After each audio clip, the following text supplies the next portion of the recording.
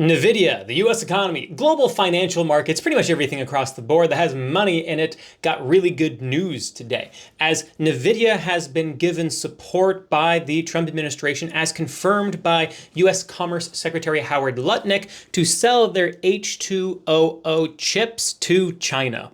Now, why is this such a big deal? First of all, since the trade war kicked off, there was at one point a total ban on Nvidia and other US chip manufacturers from selling semiconductors into the Chinese markets.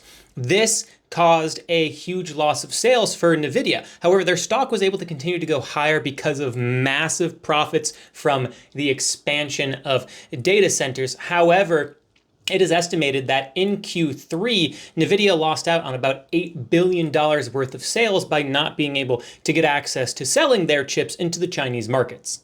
And this is a really big deal for global financial markets, the US economy, stocks, crypto markets, gold, everything, because this provides more fuel on the fire for this massive AI cycle, AI bubble, whatever you want to call it. I personally wouldn't call it a bubble, but this AI boom that we have seen has now been given more gasoline on that already very hot fire. And that is a very good thing for the US economy. That is also a very good thing for the stock market, and hopefully also a very good thing for risk on asset markets like cryptocurrencies. We're just all still staring down that barrel, however, of the Bank of Japan looking to hike interest rates on January 18th.